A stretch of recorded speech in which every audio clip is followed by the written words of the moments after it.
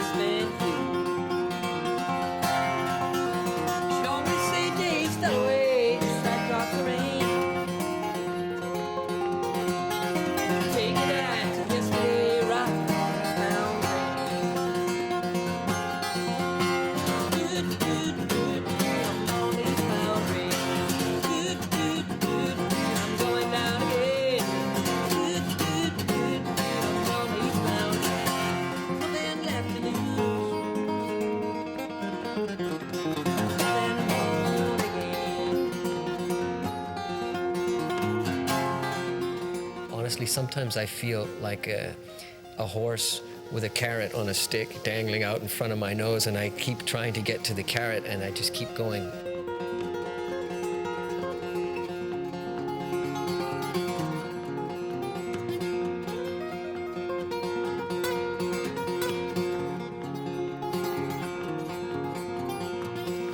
I'm kind of a perfectionist. I'm always trying to get technically better on the instrument or get my voice better, sometimes too much.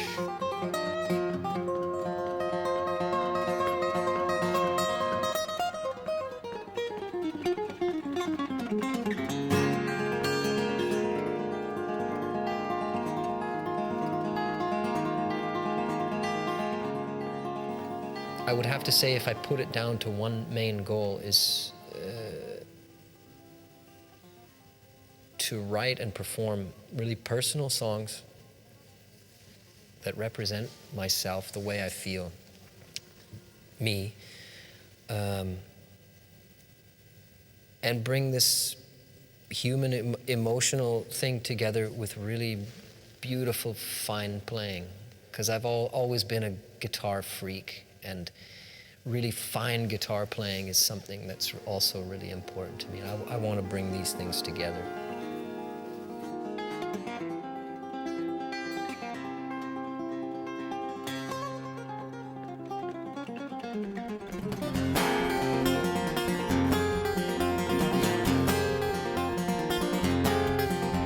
Well, over the rainbow, I heard about some gold.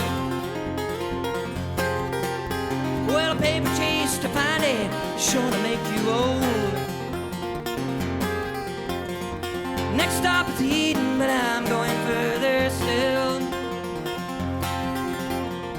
Eastbound for glory, moving in for the kill. I'm on the eastbound train. Ain't no one else to blame. On the eastbound train. Nothing left to lose. Nothing more to gain. Nothing left to lose. Nothing more to gain. Nothing left to lose. Nothing more to gain. Eastbound train.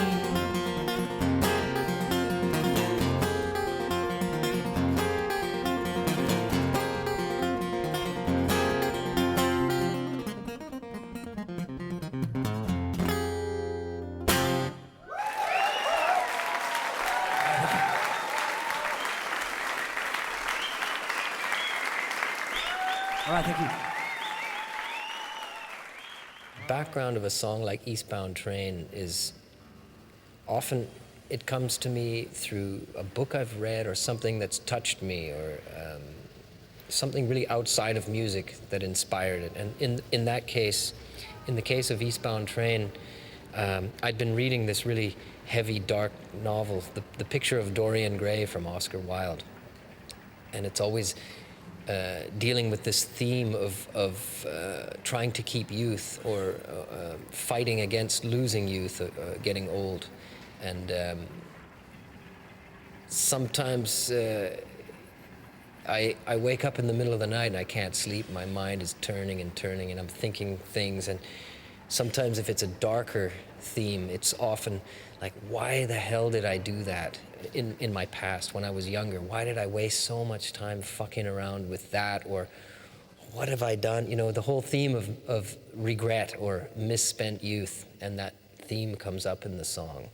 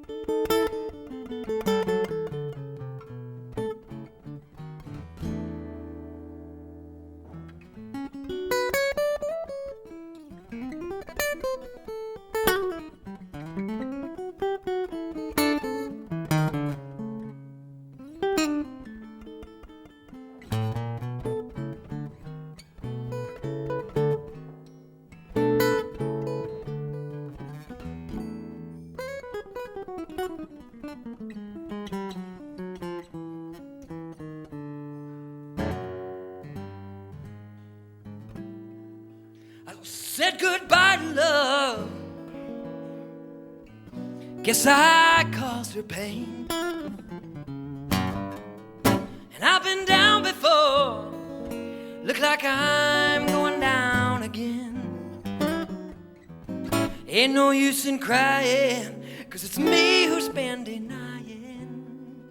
I've been leaning on the bottle, gonna get me through tomorrow. I've been leaning on the bottle just a little too hard now. My only friend, my only friend, my only friend, my only friend.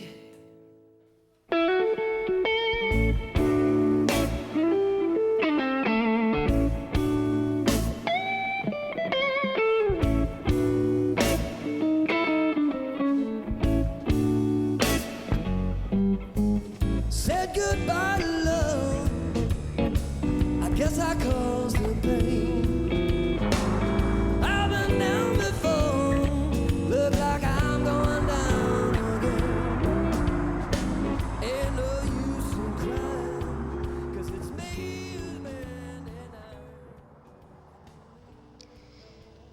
The influence of my parents on my music came really from my mother. She was just always supportive of any kind of artistic endeavors that the kids took on. She sings. She sings beautifully, and she's been in a choir for years. And when I showed an interest at the age of 12 in the violin, she went right out and got me a violin. That only lasted a year or two. I wasn't so into the violin. It was too screechy for me, but I shortly after got an electric guitar. And that's another story. Came right out of nowhere, like a twister through the night. Maybe all my nasty habits will make them blind. 'Cause I know deep inside something's telling me I've been leaning on the bottom. My brother Paul and I got really interested in electric guitar and rock and roll, and the Rolling Stones were like it for us. And there were some rough guys in my school, and their younger sister was in my class. And she told me, yeah, my older brothers have an electric guitar for sale. And I was really hot to get it. And I said, can I come over and check it out?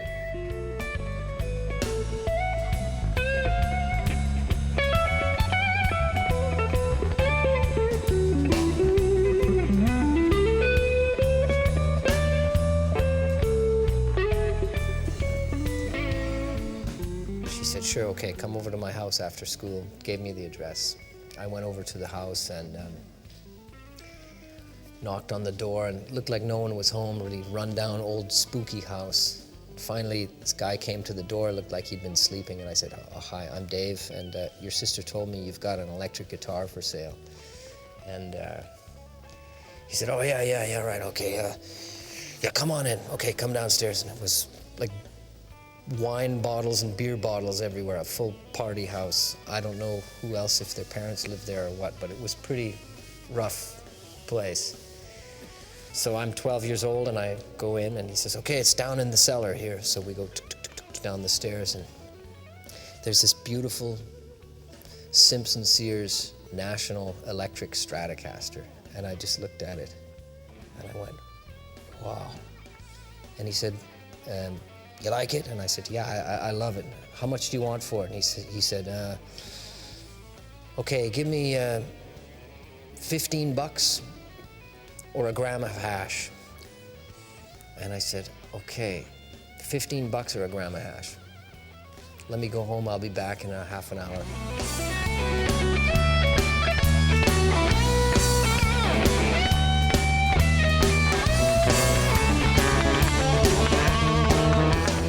So I ran home, and I knocked on my sister's bedroom door, and I knew that she had some hash. And I said, Ruth, these guys will give me a fantastic electric guitar for a gram of hash. And she looked at me, and I love my sister Ruth. She always took good care of me, and she said, oh, really? Okay. She opened up the little box and handed it to me and said, go get the guitar. So I ran back to the house and knocked on the door, and this rough guy opened up and said, come on in. And you know, here I'm a 12-year-old kid, and I went like this. I had a gram of hash in my hand. And he looked at me like, man, kid, you're really something. And he took the hash and gave me the guitar. And I had no case. He had no case for it. So I had no way of carrying it. I said, it's raining outside. So he went and got this big black garbage bag, like when in Germany, the gelbe Sack, you know. And I put it in the bag, put it over my shoulder, and ran home through the rain. And got home, ran into my bedroom and took this thing out. And I had a cable for it, and I could plug it into my tape deck and put the tape deck on record and play it through the speakers all distorted. And I lay down on the bed, and I was just plunking on one note.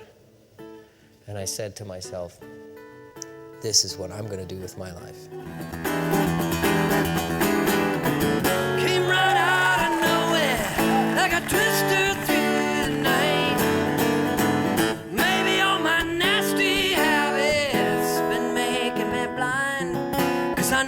deep inside something's telling me I've been leaning on the bottle just a little too hard now. My only friend said goodbye to love, got myself to blame. Maybe if I squeeze that bottle, I'll get another drop of shame. I probably should have listened, 'cause I'll be hurting round the bend, where I'll be leaning on the bottom, gonna get me through tomorrow. I've been leaning on the bottom just a little too hard now. My only friend, my only friend, my only friend, my only friend, yeah.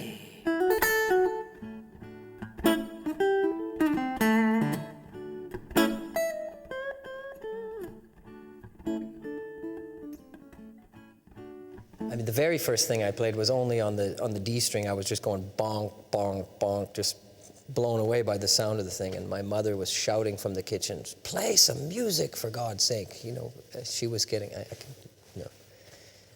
The first things I learned on the guitar were Rolling Stones songs. Honky Tonk Woman, Brown Sugar, Satisfaction, Jumpin' Jack Flash, these kind of things.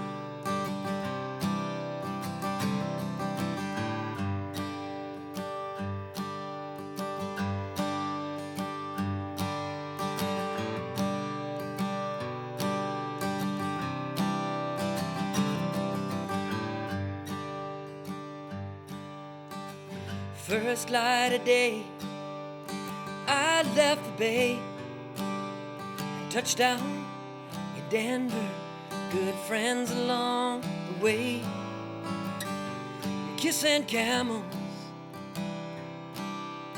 garden of the gods, and far east of Eden, it's a long way from home.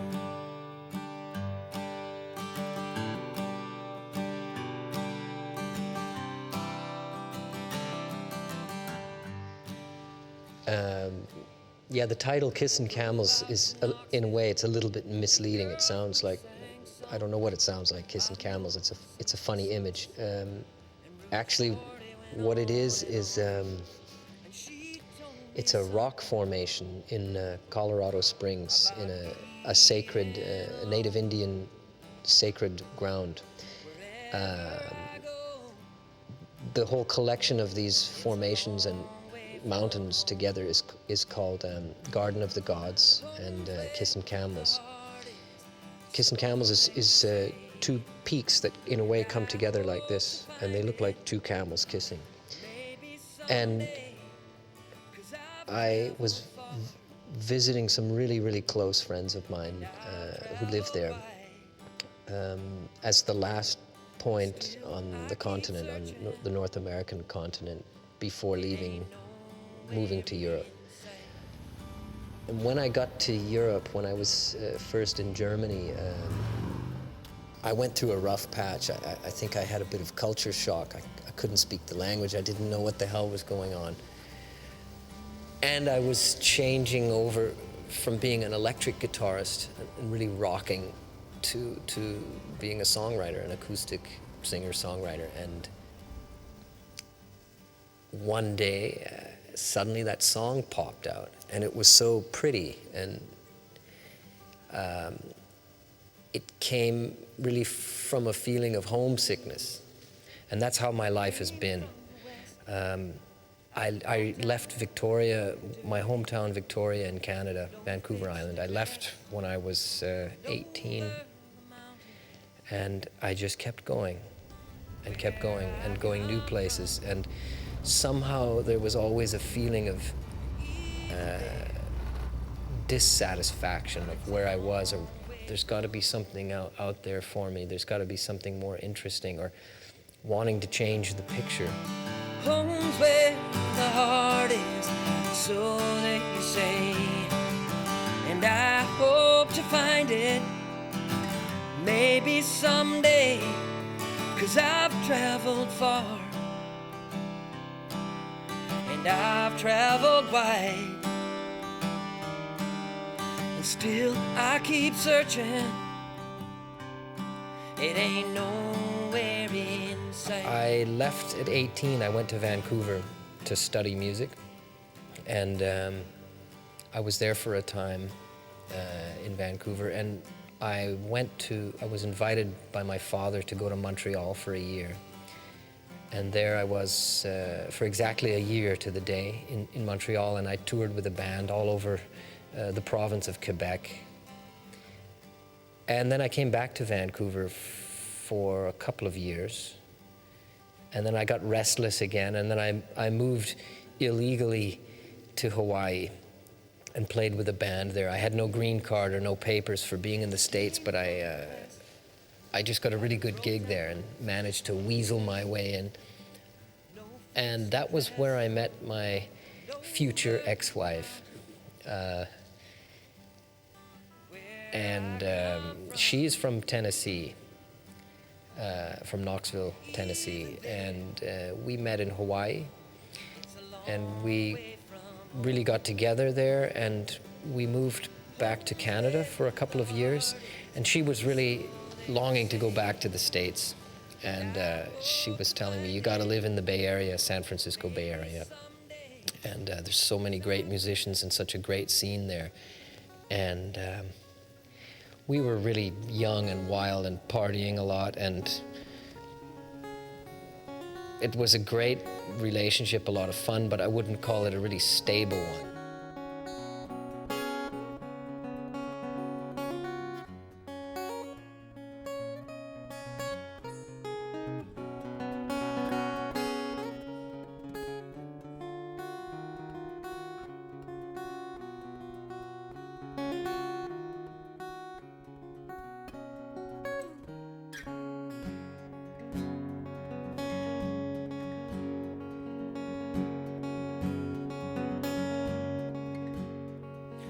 Back roads we lost the way, and by the Peace Arch, the turnpike in Blaine, and we drove all night through the rain, just one step away.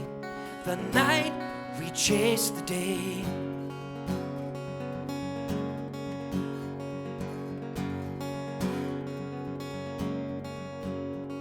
Didn't have much to call our own. That old Dodge we bought for a son, and the I-5 to Frisco was long as we left my friends and home, my friends and home. And the northwest sky was gray, a radio it played, and the song took me away, so far away. The night we chased the day, the night we chased the day, the night we chased the day.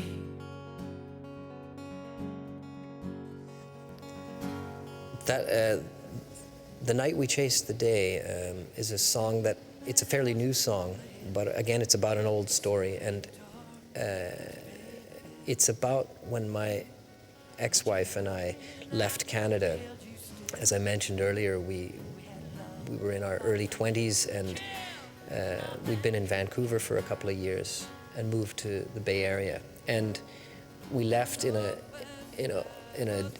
old Dodge with a trailer on the back full of what furniture we had, and the cat was sitting on the bench of the car with his paws on my shoulder, and we just left Canada and drove down to the States, and it was really a youthful adventure and a really a beautiful time.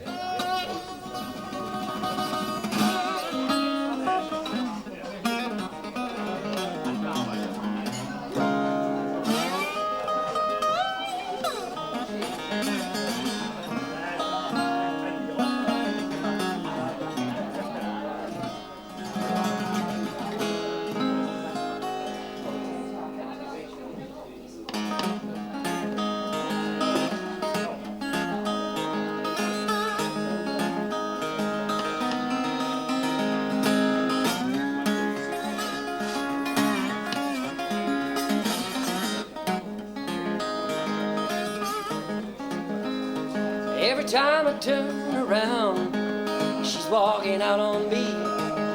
Tried to make it right, she just can't be pleased. Yeah, yeah, she just can't be pleased. Well, I held her in my arms, thinking love was gonna last. She just can't be still, running from the past. Yeah, yeah, running from the past. Said this one gonna fly, on the wind she gonna sail, and I just can't hold on to a tiger by the tail. We were living in Fairfax, California, which is just a little bit north of San Francisco, and we hadn't been getting along very well and sort of drifting our separate ways, but still together. And a good friend of mine, no relative, but by the same name, Frank Goodman, the Goodman brothers played in Europe quite a bit, and we knew each other from California, also singer-songwriters.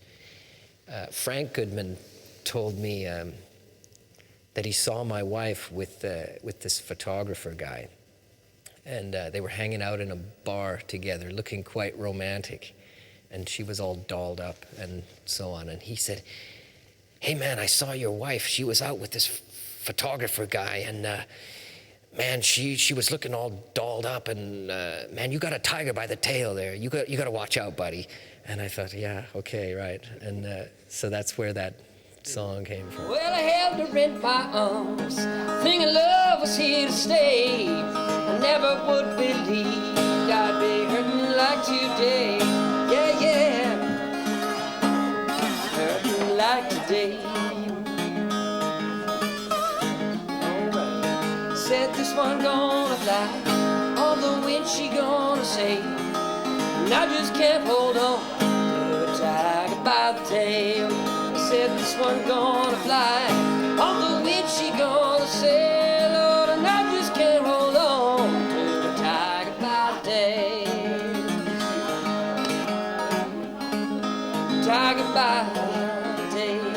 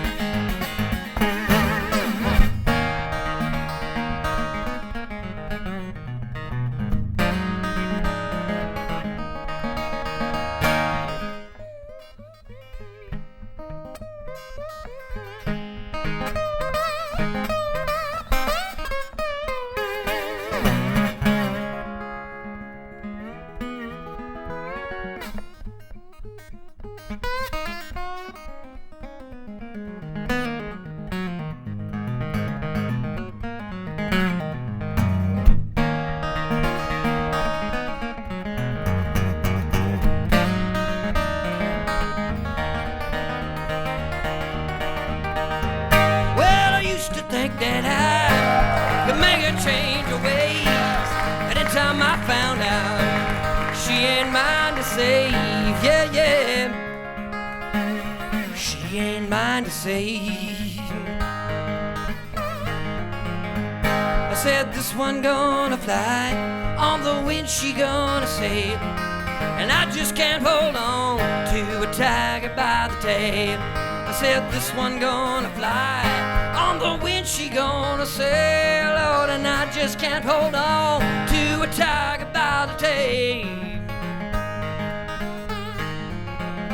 Tiger by the tail. Tiger by the tail.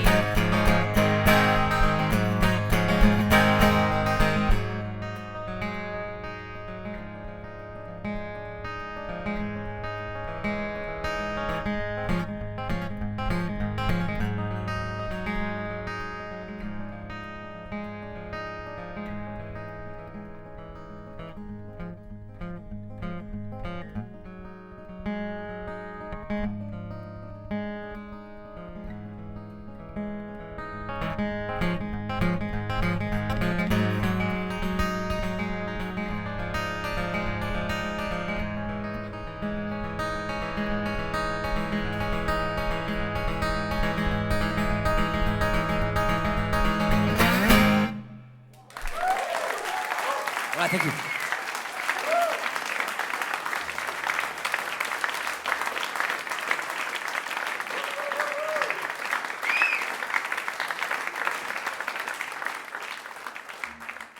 And I was in the Bay Area, San Francisco Bay Area, for just about 6 years. And again, I just wanted a change. I'd been working with the amplifier company, Mesa Boogie, also play testing their amps, and I actually developed a speaker system for them. I've always been into technical stuff. This rotating speaker for guitar called the Revolver, and I developed that, and they put it out. But somehow that whole process pulled me away from music too much, and I was getting restless, and like I really want to play again. And then I was invited to a festival in Germany, and shortly after I got to know a record company in Germany that I've been with, Crosscut Records, I've been with for some years, and I got a management deal, and I'd been touring with the Ford Blues Band in Europe through that period, and just coming more and more to Europe, and then at a certain moment I just stayed, and I met a really wonderful lady, and she is largely the reason that I stayed here in Germany, because the first couple of years were not easy. It's not an easy country to really get into for an English guy, can't speak the language. So I could have hightailed it out of there again if it wasn't for her, in a way.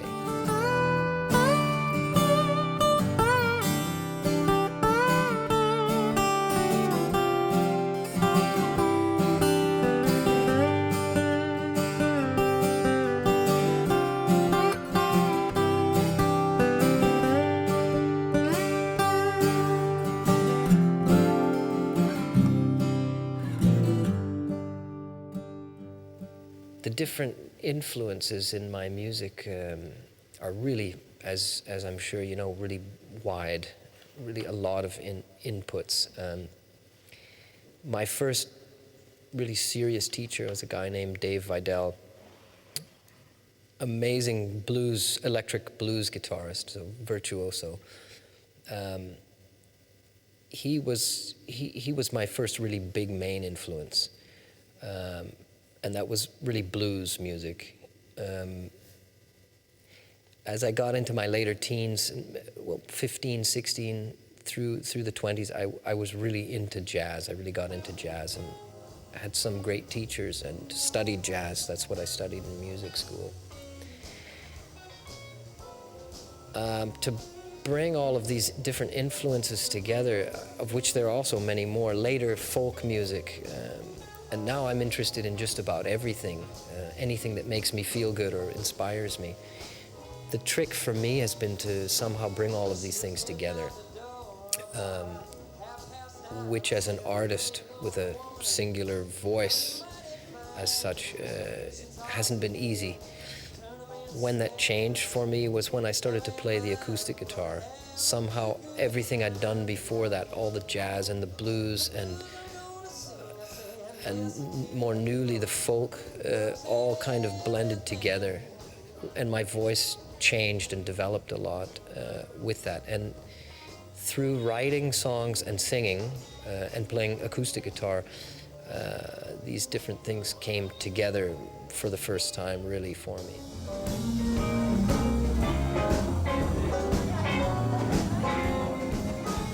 Playing with other musicians is really, it's important to me. I played for so many years as an electric guitarist, always in a trio or a 4-piece, sometimes 5-piece. And the sheer power of a band is just something that's fantastic, and I love it. It's exciting to have this interplay. Playing solo is great too. It's a lot of work. I mean, you got to get on stage by yourself, all on your Jack Jones, and bring yourself up, bring the energy and the power up. And that's quite a discipline. With a band, I can lay back and let others shine and pick my moments to come out. And it's different. I really love both.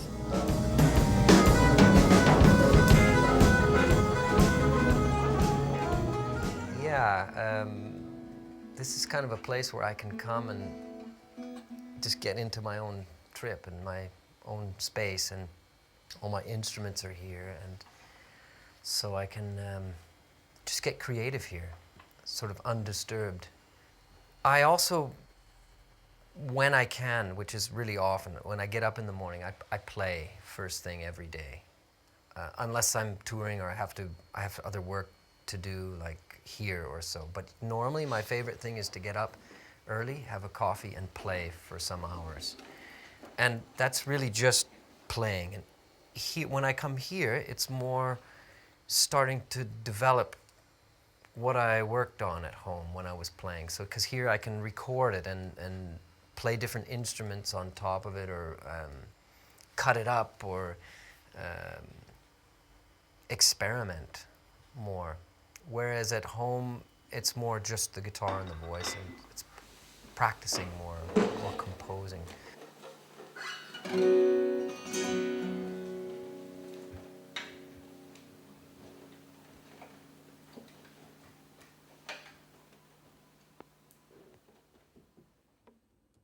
Check, 1, 2.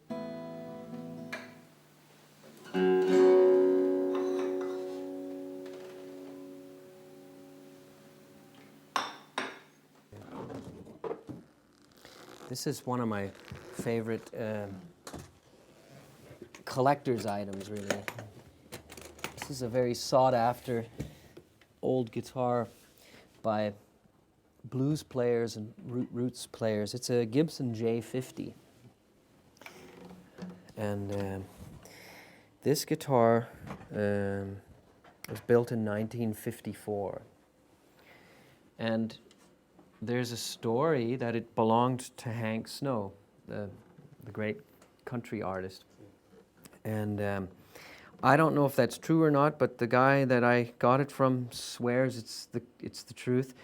And I got some old catalogs from Bear Family Records here in Germany to have a look to see if I could see something. And there's some pictures of Hank Snow with some, must be around, mid-50s, early to mid-50s, with a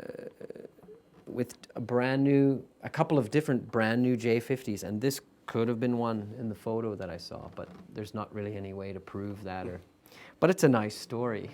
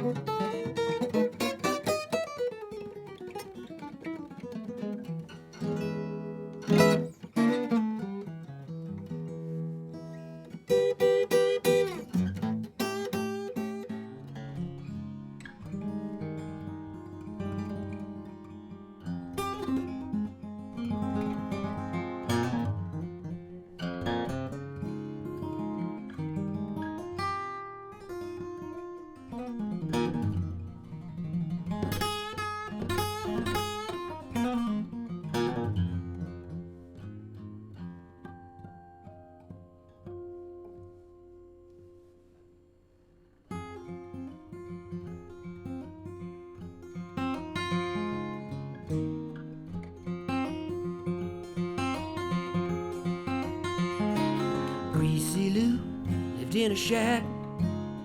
He drank from a paper sack, all alone in the weeds out back. No one knew from where he came. He said the dirty old man's insane. Thus he was kindly named. Ooh, Greasy Lou. Ooh, what are you going to do? There's something hiding deep inside with which you cannot reconcile. Ooh, Greasy Lou. The background for Greasy Lou was two different things specifically. I can tell you a book by E. Annie Proulx called Postcards. There's a similar character in that book to Greasy Lou himself in the song. The other person was a homeless person that I used to see on the street. I'd see him often, and it was very dirty and very unattractive, and I could see how people were repelled by him, and also for me, I wanted to stay away from him, and I began to ask myself, what is his story, you know? Everybody that we see, or everybody that I see on the street, or whoever it could be, has a story. How they got there, what happened.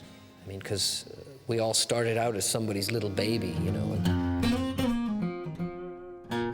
Ooh, Greasy Lou. Ooh, yeah, what are you gonna do? The water's rising higher now, and that land won't be yours to plow. Ooh, Greasy Lou.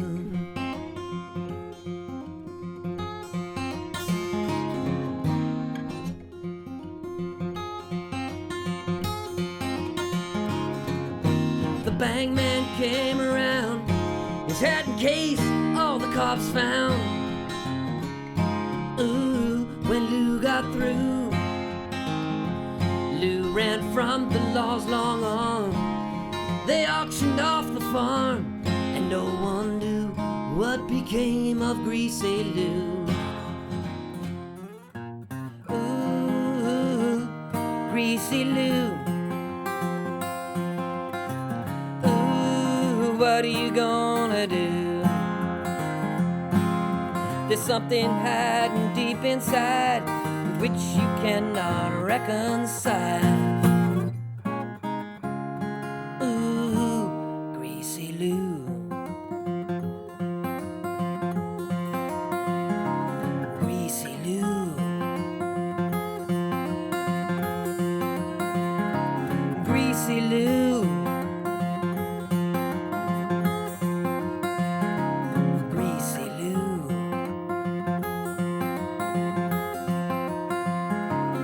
Greasy Lou.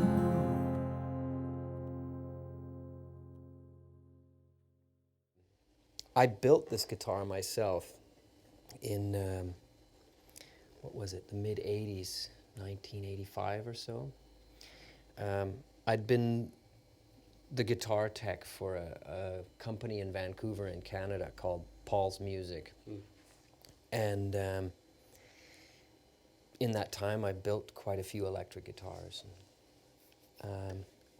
This is basically like an old Stratocaster, but with a Telecaster neck.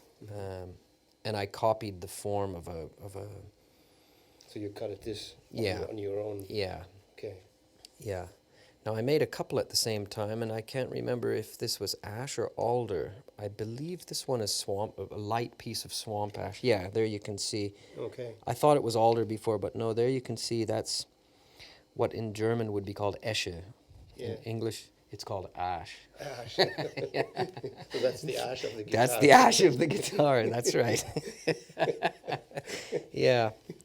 So, and somehow it started with this instrument. You know, it was pristine and all beautiful at first, and I wanted to, protect it. But as you can see, that protection went down along with some of my bad ideas down the toilet. This guitar really had the shit played out of it. I mean, I played everywhere and everything on it, and sweat on it, and spilled a lot of beer on it, and but it always sounded great and worked great. And along the way, everybody that I met, that I respected or I'm a fan of, I had them carve their name in it. And some are friends, and some are really famous people in the community, in the music world.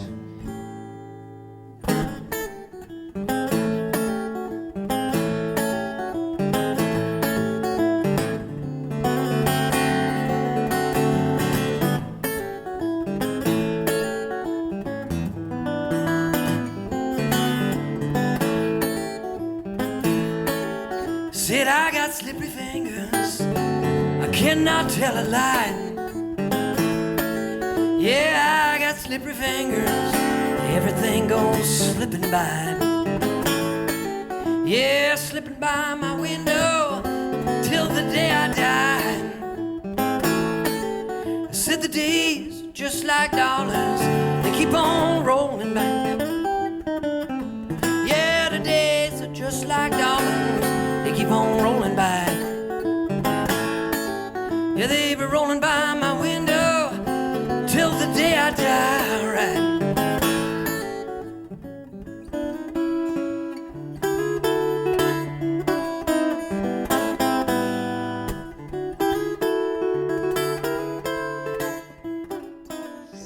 Well, I was playing in a club, a blues club in South San Francisco, and in an organ trio with Stu Blank, who's a really fantastic Bay Area piano organist, a really wild, unbelievable blues guy. And Stu told me that he heard that John Lee Hooker was coming to the gig to check us out. And I was like, yeah, right, okay. But Stu, I know that he has connections to, of course, John Lee is no longer with us, but he had connections to him. And so he told me that, and I thought, okay, great, Stu, right on. And so we started playing, and after about half an hour or so into the second set, I could see out the front door of the club, and this big limo pulls up. The door opens, and out steps John Lee Hooker, and he's got a beautiful young lady on either arm, and his shark skin suit, and the glasses, the dark glasses, and the whole thing. And I just, holy smokes. And he walked in. And he sat down on a little table with his pretty ladies right in front of us, like as far away as those guitars are. And we played for him for an hour and a half. And we were really inspired, because, I mean, that's a once-in-a-lifetime thing. That this person, this giant of blues is there sitting and listening. Said I got slippery fingers, yeah, come to $50 bill. Yeah, I got slippery fingers, go for the $50 bills. Yeah, they be slipping through my fingers, and I cannot buy a thrill. Said you can't take it with you, and that's one thing I've been told. No, you cannot take it with you, and that's one thing I've been told. Yeah, so listen to me, people, live it up before you. And you know, the way you imagine him, or you would imagine him to be when you hear his voice on record when he's doing his talking blues thing. That's how he speaks. And Yeah, we finished the set, and I put down my guitar, and he went, you boys, come here, I won't talk to you. I won't talk to you. And he's got this stuttering thing like he does in some of the songs, you know. And I'm like, oh my God, okay. So I put down the guitar, and I go over to his table, and I'm like, you know, approaching the Pope, and like this, shall I kiss his ring? And I sat down at the table with him, and he said, you know, you boys, you're so good. You're so good, you're so tight. Give me your phone number, you never know. That was it. So I was like, okay. I wrote down my phone number on a piece of paper. He never called, but that's okay.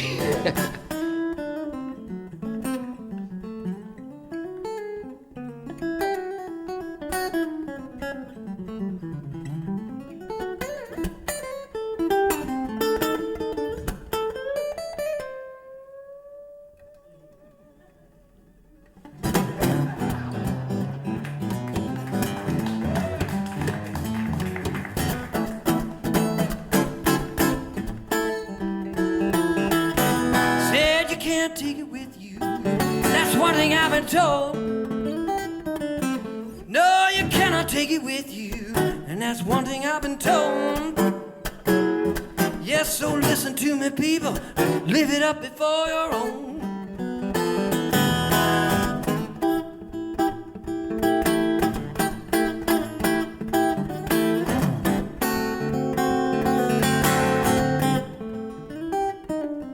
Yes, so listen to me, people. Live it up before your own. Yeah, all right.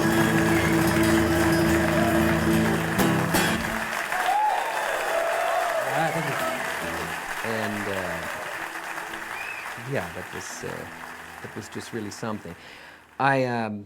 So I thought, of course, I was playing this guitar, and it already at that time had a lot of names in it. That must have been in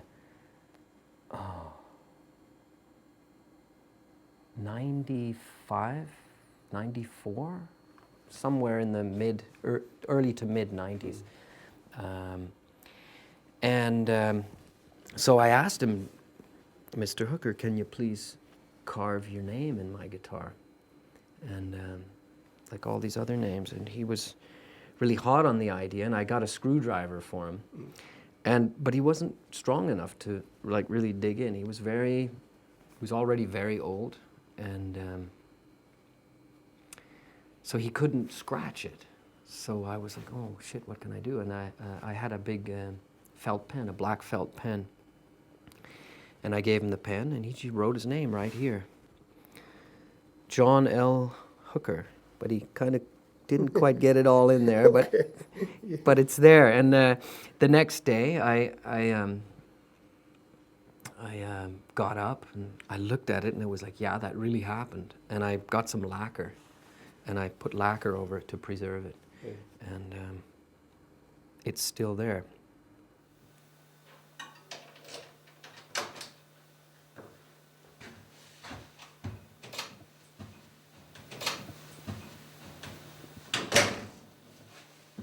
And I love to travel and see new places, but I'm settling down more. I'm really happy to come home and be at home now.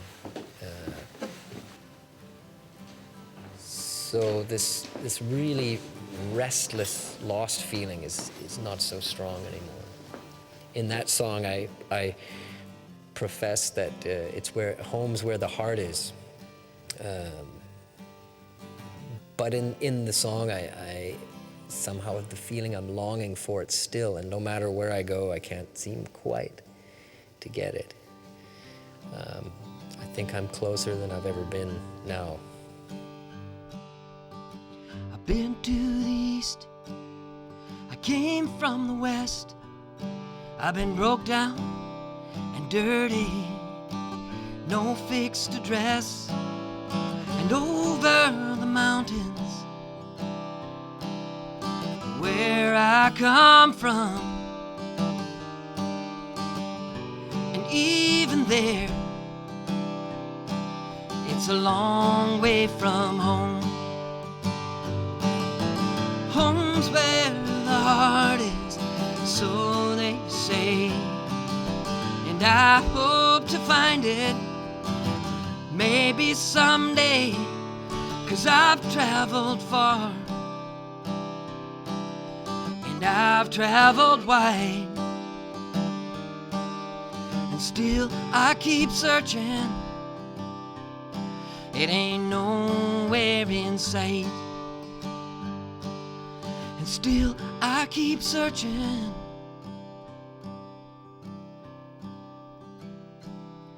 It ain't nowhere in sight.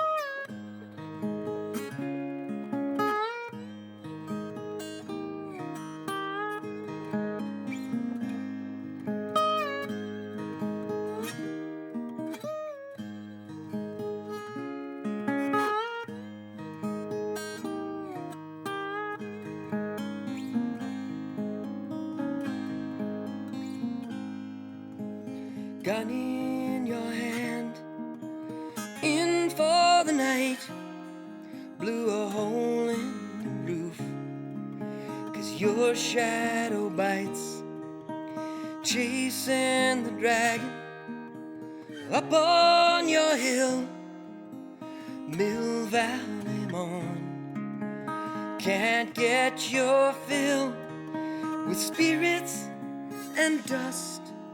You ward them away. Your heart hammers loud as the night turns to day, and the heart-driving rain, fast falling night. I saw your face surrounded by light. You said, don't worry, I'll be all right. I'm leaving, but I'll be all right. Song for Jimmy is kind of, not kind of, it's my, I think my most profound song. And that was written for my ex-wife's stepfather, Jimmy. And after we'd moved down to San Francisco, he helped us out a lot. And he was a really wonderful guy, quite bitey. He wasn't Mr. Friendly to everybody. He had a lot of bite. He was a Vietnam vet. He'd been a really heavy drug dealer, drug abuser, had problems with alcohol. But at the same time, a fantastic, warm person with a big heart. And he really helped us out a lot, especially the first year we were there, and remained a really good friend through the years. After I left the Bay Area and lived in Europe, we kept not in close contact, but in touch, and not so often, but talking every now and again. And my ex-wife called me and told me that he was really ill, and he had problems with his liver, especially from drinking. And his family had always disapproved of his lifestyle, and they were from Minnesota, and when he became really ill and couldn't take care of himself, they came and got him and took him away and really cut him off from all of his friends and the people that he knew in the Bay Area. And he was in a room in a hospital in Minnesota, and as I understood it, he died alone and away from the things and the people that he loved. And I felt so bad about it. And right at that time, I had a dream about him. And it was kind of typical because he came to me in this dream and he was very himself, confident and even cocky and a little bit laughing. And I was the one in the dream who was really like down and hurting and sad. And he just told me, hey, don't worry, it's okay. I'm okay. So just in a way, take care of yourself. Everything's okay. And I wrote that song right after I had this dream about him, and it just boop, popped out.